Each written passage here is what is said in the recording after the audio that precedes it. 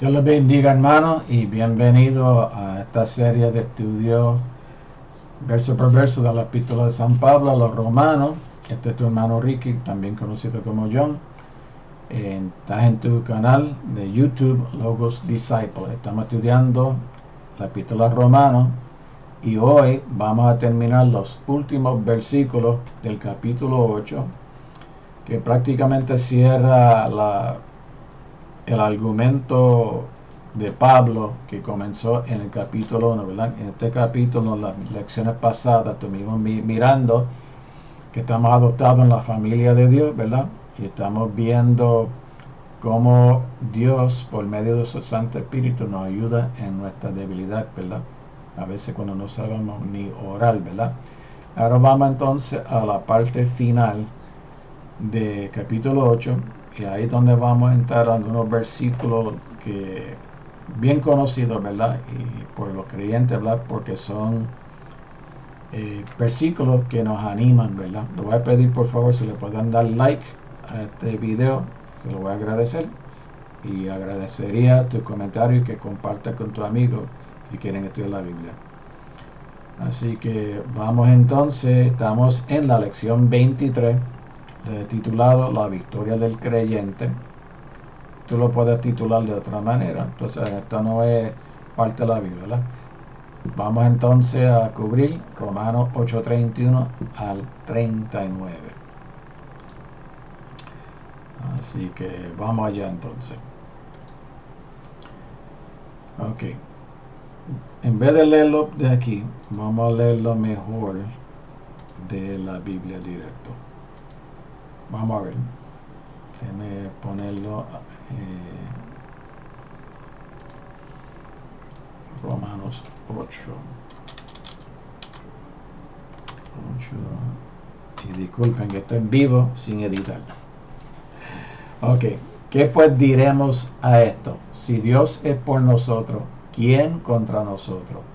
El que no escatimó ni a su propio Hijo, sino que lo entregó por todos nosotros, ¿cómo no nos dará también con él todas cosas? ¿Quién acusará a los escogidos de Dios? Dios es el que justifica.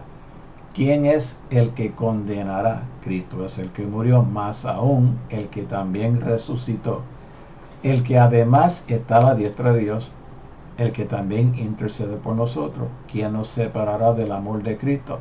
Tribulación o angustia o persecución o hambre o desnudez o peligro o espada, como está escrito, por causa de ti somos muertos todo el tiempo. Somos contados como ovejas de matadero. Antes en todas estas cosas somos más que vencedores por medio de aquel que nos amó, por lo cual estoy seguro que ni la muerte, ni la vida, ni ángeles, ni principados, ni potestades, ni lo presente, ni lo porvenir, ni lo alto, ni lo profundo, ni ninguna otra cosa creada nos podrá separar del amor de Dios que es en Cristo Jesús, Señor nuestro, ¿verdad? Qué tremenda porción escritural que ha servido de consuelo, ¿verdad? A tanto creyentes por tanto milenios, ¿verdad? Así que vamos entonces al primer versículo aquí. Ok.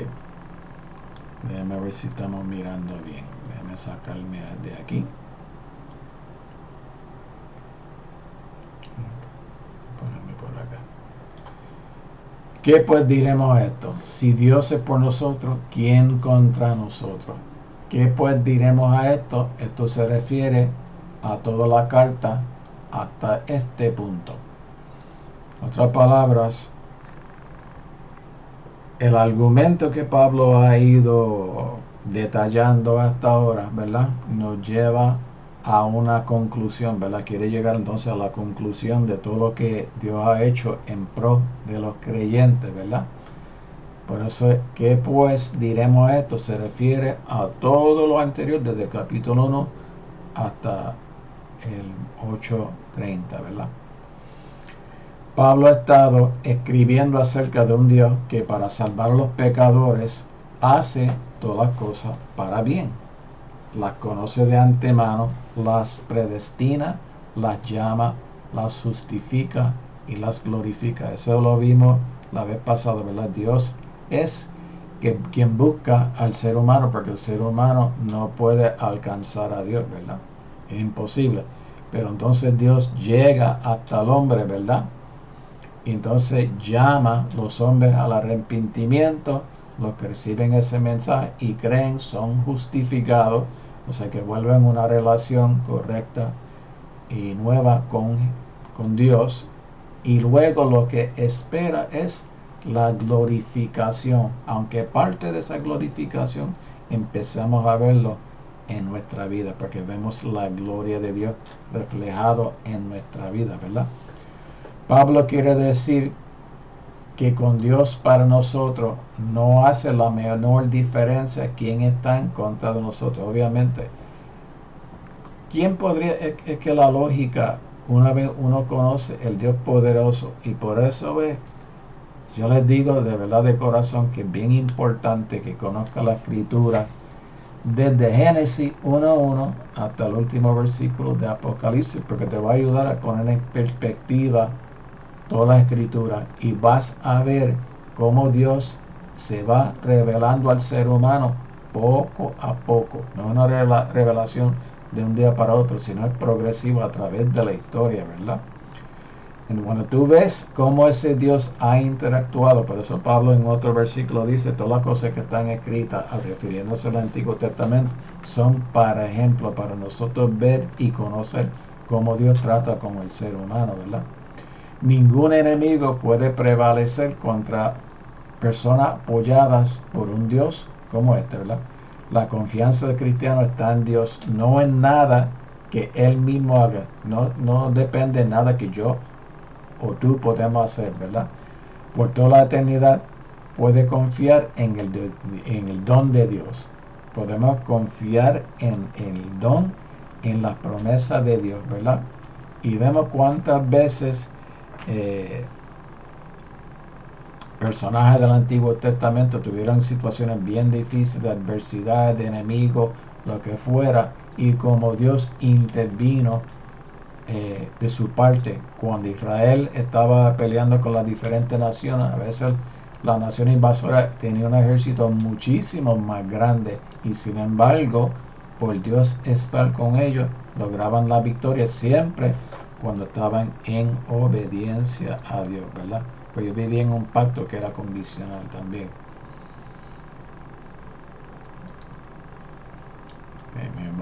Ok. El que no escatimó ni a su propio Hijo, sino que lo entregó por todos nosotros, ¿cómo no nos dará también con Él todas las cosas? Dios no escatimó a su propio Hijo, donde el lenguaje recuerda al usado por la disposición de Abraham para sacrificar a Isaac. Le refiero a Génesis 22, cuando Abraham, después de esperar tantos años para que tuviera el hijo de la promesa, ¿verdad? Dios le pide que lo sacrifique, ¿verdad? En holocausto, y él estaba dispuesto a hacerlo, ¿verdad? Y eso es como un tipo del sacrificio que el padre hace con el hijo, ¿verdad? Entonces Abraham iba a obedecer, pero el ángel vino y detuvo el cuchillo para que no matara a su hijo, ¿verdad? Aunque de hecho el niño no fue ofrecido, ¿verdad? Dios, sin embargo, no perdonó a su propio hijo, más bien lo entregó por todos nosotros. El acto supremo de amor por nosotros indica que Él estaba en nuestro lugar, o sea, sustitución o vicario, ¿verdad? Mientras que por todo significa que ninguno se pierde. Dios continuará sus bendiciones para los redimidos. Él ha hecho lo mayor a renunciar a su hijo. O sea, la lógica es esta. Si Él hizo ya lo mayor, lo más difícil, lo que más le costó, ¿verdad? ¿Cómo no va a hacer todo lo que es comparativamente menos ante ese sacrificio? Yo creo que la lógica dice, si ya dio lo mayor, pues mucho más, todo lo demás lo hará Jesús, ¿verdad? El don se da en gracia, favor inmerecido, pero el verbo enfatiza la libertad de dar. O sea, Dios lo hace libremente, ¿verdad? En su gracia. De hecho, Pablo habla de que se nos dan todas las cosas. Esto puede entenderse en términos de ser coherederos con Cristo, que eso lo vimos, ¿verdad? Al principio de este capítulo, cuando entramos a la familia de Dios, somos coherederos con Cristo, ¿verdad? O en el sentido de todas las cosas relacionadas con la salvación, o ambas puede ser, porque Pablo tiene una manera de matar varios pájaros con un solo tiro, ¿verdad? ¿Quién acusará a los escogidos de Dios? Dios es el que justifica. El pasaje recuerda a Isaías 50, 8 a 9, y la alternancia de pregunta y respuesta allí puede favorecer una construcción similar aquí. Los sugiero que lo lean. Pablo pregunta primero, ¿quién acusará a los que Dios ha elegido? Donde el lenguaje es el de un tribunal de justicia. Aquellos a quienes Dios ha elegido son más exactamente los elegidos de Dios. Bueno, Dios nos elige y respondemos a ese llamado de Dios, ¿verdad?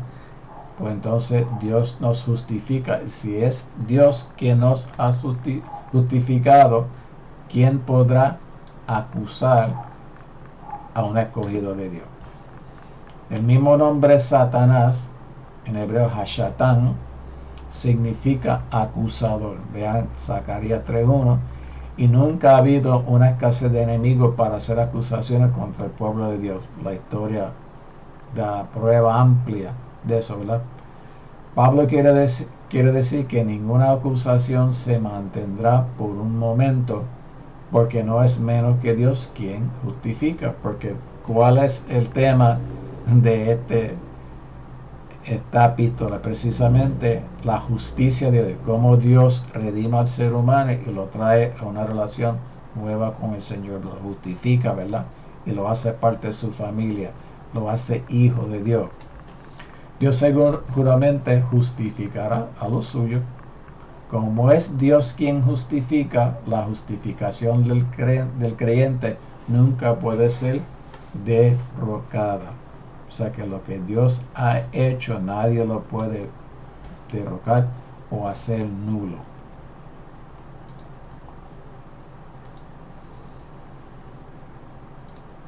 ¿Quién es el que condenará? Cristo es el que murió, más aún el que también resucitó, el que además está a la diestra de Dios, el que también intercede por nosotros. En el último gran día, o sea, al final de los tiempos, ¿verdad? Cristo, quien será el juez y quien condenará, es Cristo quien será el juez y quien condenará a los que serán condenados, 2 Corintios 5:10. Si Él es para nosotros, ¿cómo podemos ser condenados? Y eso fue la introducción del capítulo 8, ¿verdad? Ahora pues ninguna condenación hay para los que están en Cristo Jesús, los que no andan conforme a la carne, sino conforme al Espíritu, ¿verdad? Si es Él para nosotros, ¿cómo podemos ser condenados? No puede ser. La imposibilidad de la condena se demuestra por el hecho de que es Cristo quien murió precisamente para librarnos de la condena. Su muerte elimina la posibilidad de condena para quienes están en la cual posicionalmente, para Pablo, estamos en Cristo Jesús. Pablo procede al pensamiento de que Cristo resucitó. Cristo está a la diestra de Dios. ¿Y qué está haciendo ahí? Intercediendo. Su presencia a la diestra de Dios en su capacidad de morir por los pecadores y resucitar es en sí misma una intercesión, pero la Escritura nos enseña que Cristo está a la diestra del Padre, ¿verdad?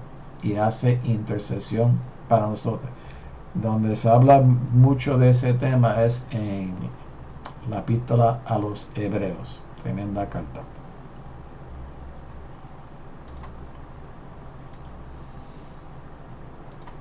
Ok, ahora vamos a entrar a la parte buena de todo esto.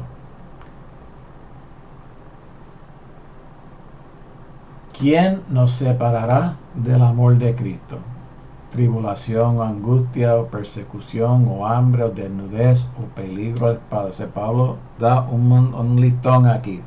Pero mira lo que es interesante. No dice qué nos separará del amor de Cristo, sino quién. Ninguna cosa de por sí no pueden hacer separación. Pero pudiera haber quienes pudieran intentar, ¿verdad? En lugar de, especialmente cuando miramos los candidatos que enumera, ¿verdad?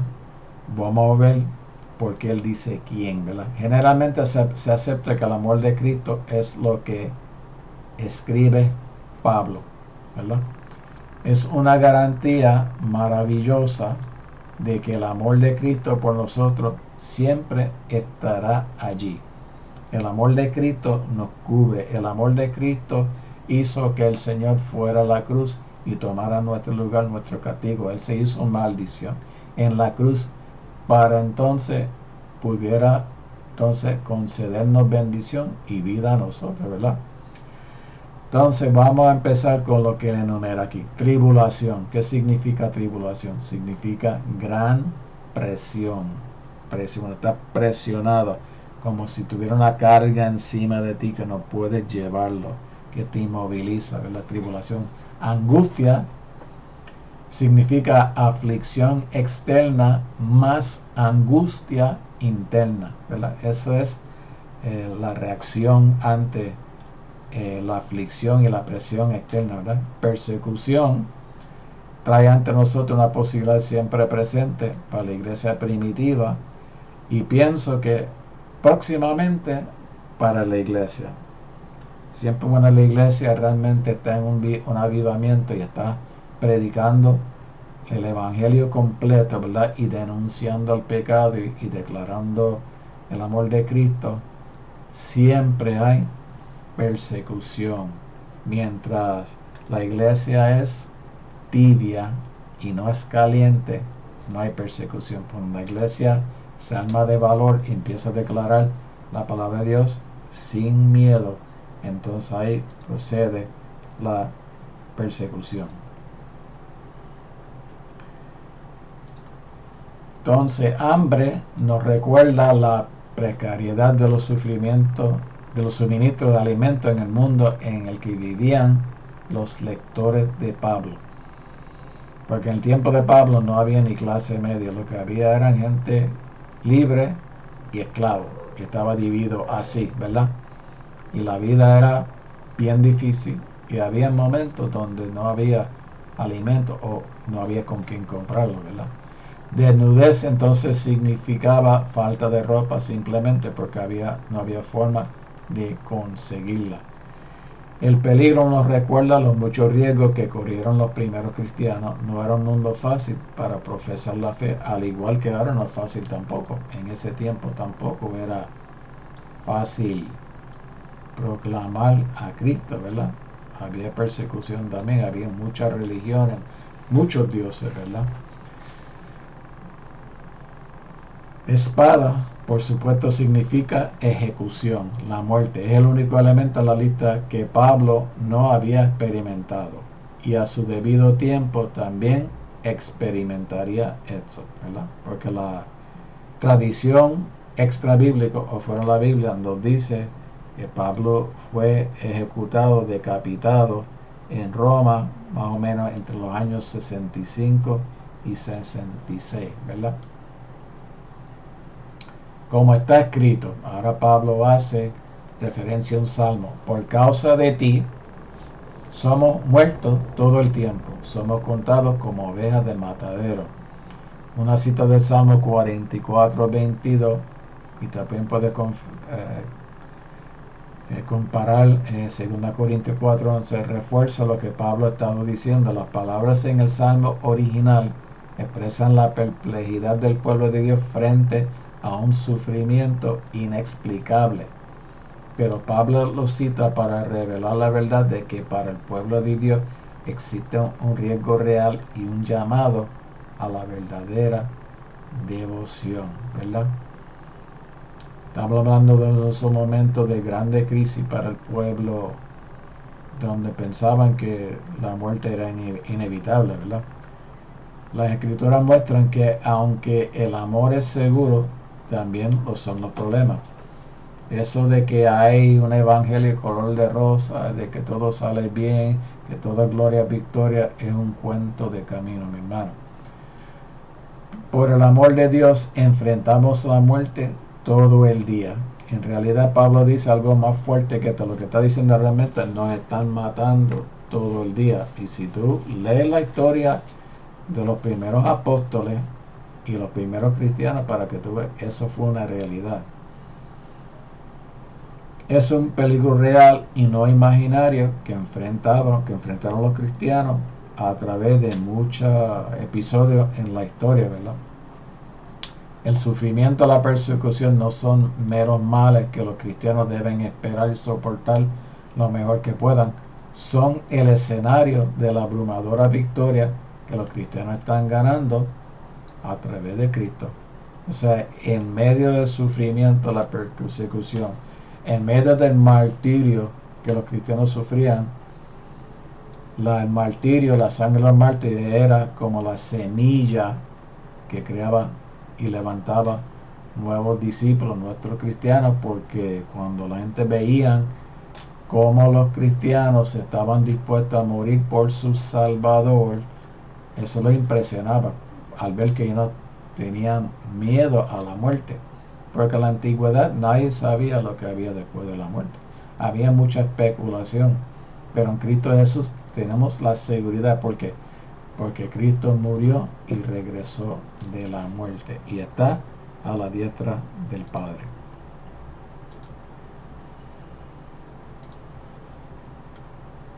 Antes, en todas estas cosas, somos más que vencedores por medio de aquel que nos amó. En todas estas cosas muestra que Pablo no pasa nada por alto. Somos más que vencedores. Aunque en términos generales ha enumerado muchas cosas, pero dentro de esas muchas cosas caben otras muchas cosas más, ¿verdad? Él está tratando con una brocha pintar un cuadro de todas las eventualidades que podrían enfrentar un creyente, ¿verdad? La capacidad de triunfar sobre toda adversidad no surge de ninguna superioridad inherente de los creyentes, no es porque somos superiores con verso otra persona, ¿verdad? Es a través de el que nos amó, que puede referirse al Padre o al Hijo. O sea, es porque Cristo, porque vamos a ponerlo así, porque el Padre, Hijo y el Espíritu Santo están de nuestro lado y todas las fuerzas del cielo están a favor de nosotros, es que somos más que vencedores y es por medio de ese amor que Cristo mostró, ¿verdad? Puede ser que Pablo quiera que pensemos en el amor como centrado en la cruz. Ahí vemos lo que realmente es el amor. El gran reformador alemán Martín Lutero decía que él descubrió a Jesús, el amor de Dios, en la cruz. Ahí fue que tuvo la revelación verdaderamente de quién era Dios cuando vio a Cristo en la cruz, ¿verdad?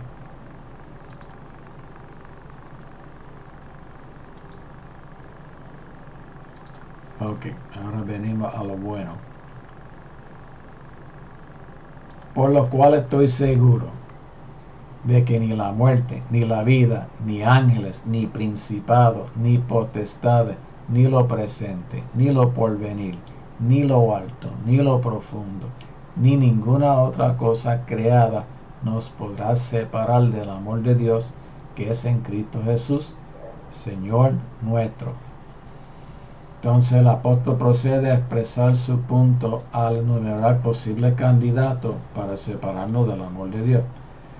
Si ninguno de estos puede efectuar una separación, ¿por qué deberían temer los creyentes? Están confiados de que Dios siempre los mantendrá seguros en su gran amor. Piense en el Salmo 23, ¿verdad? Jehová es mi pastor, y ahí es donde enumera todas las cosas que hace el pastor a favor de su oveja. Ve a Jesucristo como el buen pastor también en el Evangelio de Juan, ¿verdad? Que da su vida por los suyos, ¿verdad? La muerte es un antagonista obvio, porque la gente siempre lo ha temido. Es tan cierto y tan definitivo. Todos tendremos que pasar por la muerte, salvo aquellos que en la última generación no verán muerte porque serán llevados en el rapto de la iglesia, ¿verdad? Es obvio que nadie puede escapar de él y es fácil tener miedo de lo que hay al otro lado. No es así para los creyentes, porque ya Jesús nos ha revelado que aunque estuviéramos muertos, viviremos, ¿verdad? Así como muchos temen a la muerte, muchos temen a la vida. La vida tiene persecuciones y pruebas por un lado, y tranquilidad y placeres por el otro. Y cualquiera de estos podría ser el medio para seducirnos del camino del servicio. Hay pruebas y hay pruebas. Hay pruebas que realmente son de una intensidad que muchos no resisten, ¿verdad? Y la vida trae muchas sorpresas y uno no sabe lo que el día de mañana va a traer. Por eso es que uno tiene que estar bien agarrado del Señor y en una buena relación de intimidad con Él, siempre intimidando, siempre orando para que nos guíe y nos lleve, porque la palabra dice que no permitirá que estemos en ninguna tentación que nosotros no podemos superar, ni ninguna situación que nos destruye.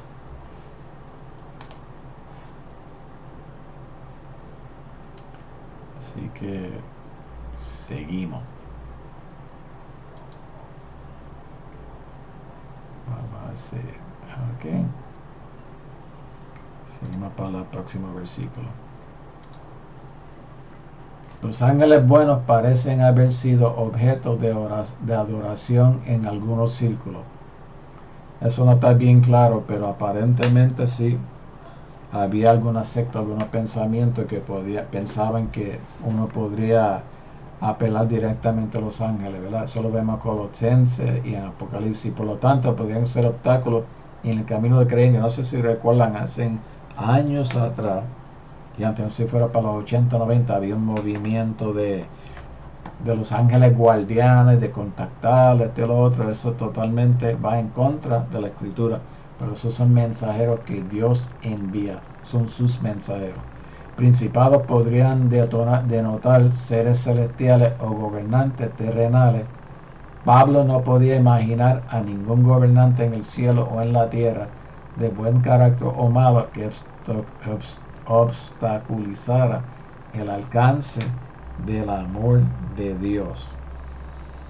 Y pueden haber momentos donde las fuerzas de un gobierno malo truenen contra la iglesia, contra los creyentes, como ha pasado en muchas ocasiones en la historia, pero el creyente que está bien fundamentado en la palabra, que tiene una relación de intimidad con Dios, que conoce bien la escritura y conoce lo que le espera, no teme a la muerte, no teme a la persecución, ¿verdad? El tiempo no tiene poder contra los creyentes, ya sea el presente con sus tentaciones y sufrimientos o el futuro con sus incertidumbres. ¿Por qué? Porque por encima de los tiempos y quien hace provisión para nuestra vida es Jesús. Lo que el tiempo trae, el amor de Dios triunfa. La palabra potestades también se usa para poderes celestiales, Efesios 1:21, 1 Pedro 3:22, y parece probable que esto es lo que Pablo tiene en mente. Veas especialmente Efesios, donde él habla de nuestra lucha no es contra sangre ni carne, sino con principados, potestades. Ustedes conocen ese versículo. Pablo dice que ningún poder angelical de ningún tipo puede separarnos de Dios. ¿Por qué? Porque no tienen poder, porque el último poder y toda la autoridad procede de ¿quién? De Jesús, de Dios. Ok, está medio tricky aquí. Ok, ahora sí. Con cualquier otra cosa creada, Pablo abandona los detalles y se conforma con una generalización lo suficiente amplia para cubrir todo lo demás que existe, ni cualquier otra cosa, ¿verdad? Él no dice no separar, sino podrá separarnos. Él está hablando del poder y ningún ser creado es poderoso al lado del Creador. Ni el diablo tiene poder al lado contra nosotros porque somos hijos de Dios. El amor de Dios es, por supuesto, el amor de Dios por nosotros y no el nuestro por Él. Y este amor se explica como en Cristo Jesús, nuestro Señor. No podemos conocer el amor de Dios sin Cristo. Sin eso, esa es la revelación máxima y plena de la gracia, es a través de Jesús. Mas Dios muestra su amor para con nosotros en que siendo aún pecadores, Cristo murió por nosotros. Eso lo vimos en el capítulo 5, ¿verdad? Cuando estuvimos comparando el primer Adán con el segundo Adán.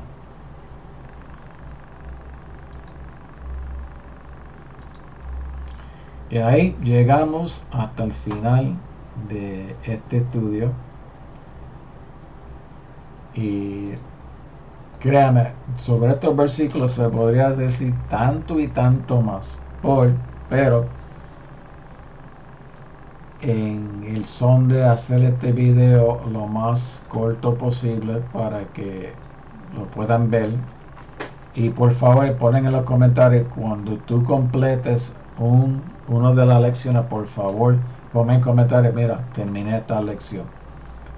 Así que en las próximas lecciones vamos a estar entonces cubriendo los capítulos 9, 10 y el 11, que son bien interesantes, especialmente si tienes interés sobre Israel, porque ahí se va a discutir el rol de Israel en el plan de salvación para el mundo. Así que espero que esto haya sido de bendición. Recuerda darle like, share y por favor su comentario. Invite a sus amistades también que puedan compartir este estudio. Y si tienen alguna sugerencia, por favor me lo pueden dar en confianza. Dios les bendiga mucho. Espero verlos en la próxima lección.